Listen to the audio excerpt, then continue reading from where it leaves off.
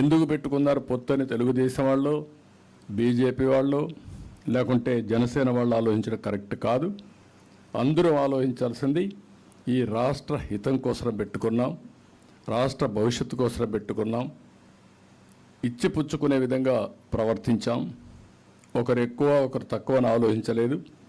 అందరం కలిసి సమిష్టి బాధ్యత కింద తీసుకొని ఈ పొత్తుల్లో సీట్లు కూడా షేర్ చేసుకున్నాం. కొంతమందికి సీట్లు రావు, కష్టపడిన వాళ్ళు ఉంటారు. అటు కేంద్రం ఉంది, ఇటు రాష్ట్రం ఉంది, అవకాశాలు ఉంటాయి. కానీ అందరి బాధ్యత మాత్రం రాష్ట్రాన్ని కాపాడాలనే ధ్యేయంతో ముందుకు రావాలి. దీనికి నాంది పలకడానికి 17వ తారీఖున ప్రధానమంత్రి మీటింగ్ వస్తుంది. కొంతమంది రకరకాలుగా మాట్లాడుతూ ఉంటారు. నేను ఆ విషయాల గురించి కూడా పట్టించుకోవడం లేదు. ఎన్డీఏతో ఈరోజు కొత్తగా పొత్తు కాదు ఇది. ఒకప్పుడు ఎన్డీఏతో వాజ్పేయి గారు ఉన్నప్పుడు ఒక్క మంత్రి పదవి తీసుకోకుండా ఆయన ఒత్తిడి చేసే స్పీకర్ తీసుకొని అన్కండిషనల్గా సహకరించిన పార్టీ తెలుగుదేశం పార్టీ. ఆ రోజు అధికారం కోసం కాదు. ఆ రోజైతే సుమారు ఒక 7-8 మంది మంత్రులు ఇచ్చేవాడు. ఒత్తిడి చేసిన అధికారం తీసుకోకుండా రాష్ట్రానికి మంచి చేయండి, పనులు చేయండి, మాకు ఎనఫ్ అంటే అది అవుట్ ఆఫ్ ది వే కాదు. అన్ని పాలసీలు చేశారు. ఆ పాలసీలన్నీ దేశానికి శ్రీరామ రక్ష అయినాయి. అదే మరి వాజ్పేయి మళ్ళా మోడీ గారి నాయకత్వం 2014-19లో మళ్ళా పొత్తు పెట్టుకున్నాం. ఆ రోజు వచ్చిన పనులు జరిగిన డెవలప్మెంట్ తప్ప ఈ ప్రభుత్వం మొత్తం విధ్వంసం చేసేసింది. ఈరోజు ఒక అమరావతి వచ్చుంటే ఎంత పైకి పోయేవాళ్ళం.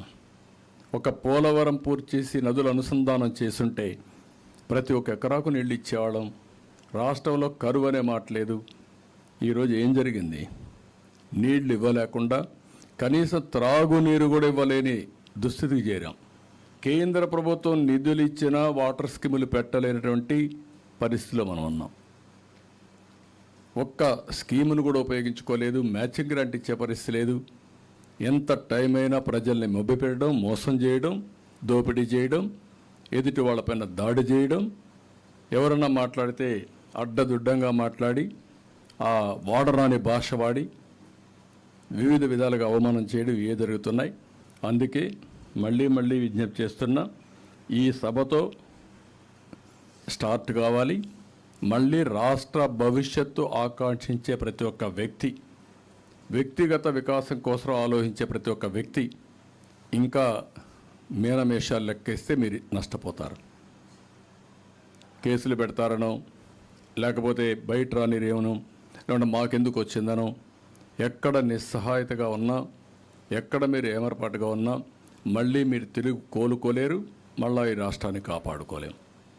సిద్ధం సభ పెట్టారు. ఏంటి ఆ సిద్ధం సభ? ఎక్కడన్నా ఊహించామా? గ్రీన్ మ్యాట్ వేసి సభలు పెట్టే మీటింగులు చూసామా మనం? టెక్నాలజీ తెలిసిన వాడు గ్రీన్ మ్యాట్ ఇప్పుడు పెడతారు. ఇక్కడ కూర్చొని నేను రికార్డ్ చేస్తే గ్రీన్ మ్యాట్ వేస్తే ఉన్నది లేనట్టు, లేనిది ఉన్నట్టు సృష్టించారు మనకు వస్తుంది. అది చేసి ఇలాంటి తప్పుడు ప్రచారాలు చేస్తే మీరు ఏమనాలి వెళ్ళి? అంటే దానికి మళ్ళా బస్సులు ఎందుకు మీరు అంత 100 కోట్ల రూపాయలు డబ్బులు ఎందుకు పెట్టాలి? అందులో వేరే పార్టీలకు బస్సులు ఇవ్వకూడదు.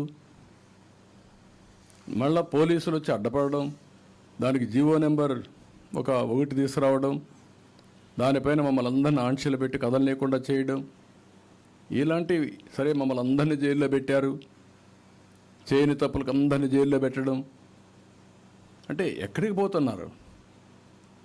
కాబట్టి ఇవన్నిటికీ పరిష్కార మార్గం ఇది ఒకటే మార్గం. అందరూ ఆలోచించాల్సిందిగా అందరినీ కోరుతున్నాం.